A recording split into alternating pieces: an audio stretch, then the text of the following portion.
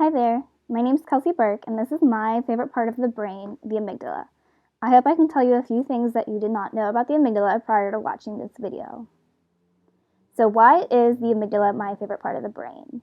After this semester, I'm going to be starting an OTD program, and I have interest in specializing in mental health or autism, and it seems that the amygdala has a connection with both of those. So what is the amygdala? It's often referred to as the fear center of the brain, but the amygdala is far more complex than that. It's located deep in the brain's left and right temporal lobes. Our two amygdala are important for numerous aspects of thought, emotion, and behavior, and are implicated in a variety of neurological and psychiatric conditions. It is true that the amygdala is involved in fear, particularly fear conditioning. This is the process by which we and many other animals learn to associate a negative stimulus, such as an electric shock, with another factor. Amygdala activity is deeply connected to the emotional response to pain, but the amygdala is also involved in the experience of other emotions, including positive emotions such as those triggered by reward. For example, when the mice are given something sweet, their amygdala sends signals to the part of their brain that's involved in reward. The amygdala also plays a role in behavior, with aggression being one notable example.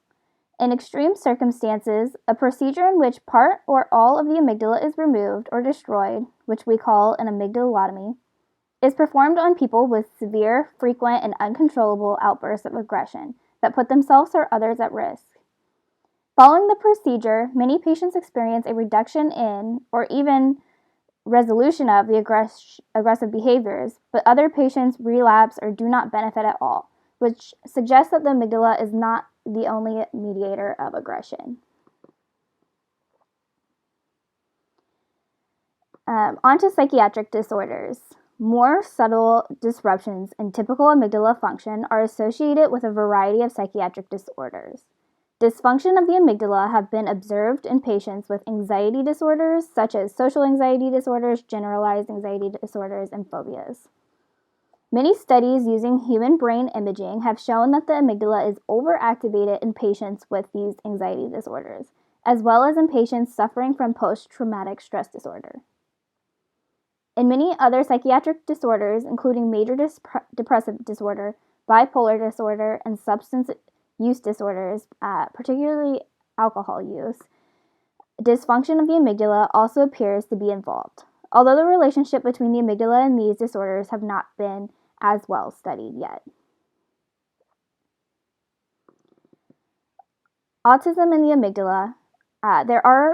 There may also be differences in the way the amygdala functions in people with autism relative to neurotypical people.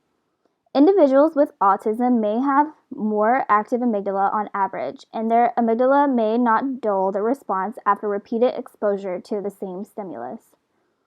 In neurotypical people, exposure to an image of a face triggers amygdala activity, but repeated exposure to images of the same face causes amygdala activity to settle down. In people with autism, this may be dampened such that amygdala activity spikes every time the face is shown. Some researchers speculate that high amygdala activity may be one reason that people with autism often don't keep their gaze fixed on other people's faces during a conversation, but such a connection is still difficult to prove. The amygdala may be key to understanding addiction. Addiction is considered a brain disease by the medical community rather than a lack of willpower or character defect. The amygdala becomes recruited in the final withdrawal stage, where it sends stress signals to the body, driving a person to crave more of their substance. A couple interesting facts about the amygdala. People who describe themselves as mindful showed less activation in the amygdala and more activity in the prefrontal cortex that causes the calm down emotional response. Buddhist monks who practice compassion meditation have decreased activity in specific regions of their amygdala. So in conclusion of this PowerPoint, despite advances in brain imaging technology, it's still difficult to study the amygdala. Even though we know much more about it since the 1930s, there's still much to learn. Because of the amygdala's deep brain location and its entanglement with other brain structures, it's difficult to find the exact ways to monitor its functions, output, and all regions that it has synaptic influences on.